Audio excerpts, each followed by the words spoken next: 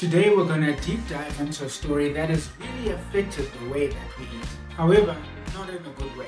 Ever wondered why people struggle with obesity, diabetes and other metabolic disorders? A lot of it traces back to something called the food pyramid. Yeah, that thing we learnt about at school. So grab a snack, preferably a healthy one, and let's get into it. Alright, let's rewind back a bit to the 1970s. Back then, America was dealing with the rise of heart disease, and people were pretty freaked out about it. So the US Department of Agriculture, or the USDA, decided to step in. Fast forward to 1992, they introduced the food pyramid.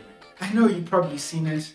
The base is full of grains, and at the top, a tiny tip of fats and oils, right?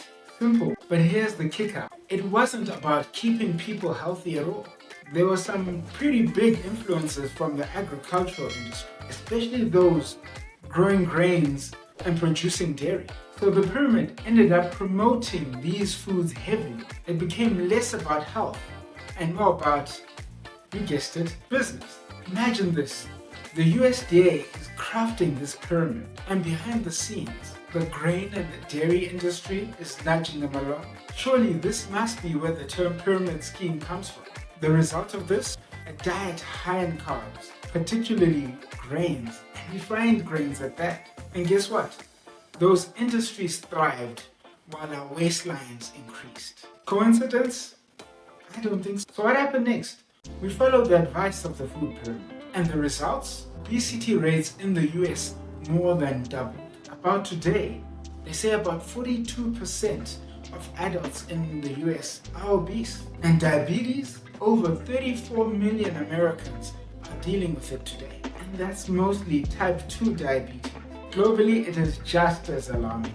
More than 1.9 billion adults are overweight. And out of those, 650 million are obese. Metabolic diseases have shot up, and healthcare systems are struggling to handle the pressure. Now you think that government guidelines are there to protect the people, right? To keep us healthy. Sadly, the food pyramid is a prime example that this is not the case. Instead of protecting its people, it promotes the interests of the big food industries. People trusted these guidelines, and look at what has happened.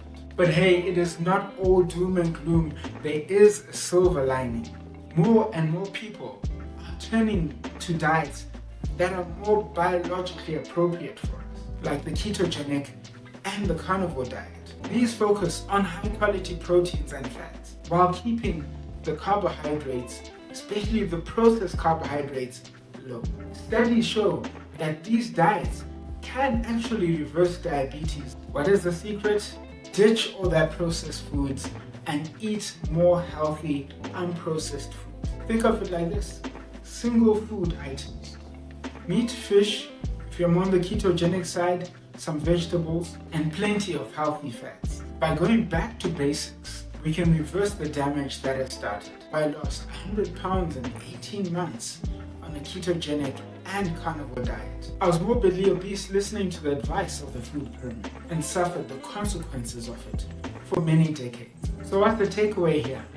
It's important for us as individuals to question where our dietary guidelines are coming from. We need to ask why. Does anyone particularly benefit from a specific policy? By embracing a natural way of eating, we can reclaim our health back. Thanks for watching. I hope that you found this helpful. If you did, please like, share and subscribe. And I think you might like this video that you need to check out next. See you in there.